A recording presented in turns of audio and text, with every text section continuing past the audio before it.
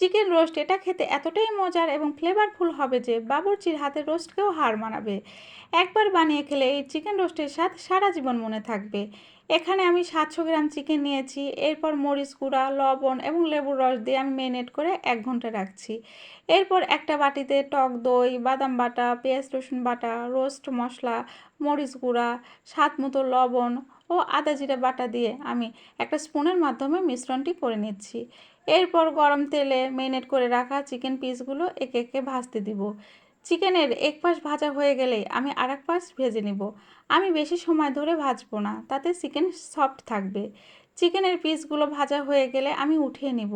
এরপর চিকেন ভেজে নেওয়া তেলে পেঁয়াজ কুচি ও গরম মশলা সোনালি করে ভেজে নেওয়ার পর মশলার মিশ্রণটি দিয়ে দিব।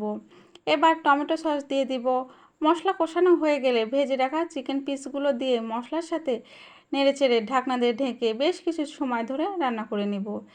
এবার 5টা আস্ত কাঁচামরিচ দিয়ে নেড়েচেড়ে কষিয়ে নিচ্ছি। চিকেন কষানো হয়ে গেছে। এবার 1 কাপ জাল করা দুধ ও 1 চামচ চিনি দিয়ে দিচ্ছি, সাথে সামান্য পানি অ্যাড করছি। এরপর পেঁয়াজ বেরেস্তা চিকেনের উপর আমি ছড়িয়ে দিব। এরপর নেড়েচেড়ে ঢাকনা দিয়ে আরও কিছু সময় ধরে রান্না করে নিব। এবার চিকেন রোস্টে দিয়ে দিচ্ছি 1 চামচ ঘি। এবার নেড়েচেড়ে নিয়ে 5 মিনিট পর রোস্টটি পরিবেশন করব। ভিডিওটি দেখার জন্য ধন্যবাদ।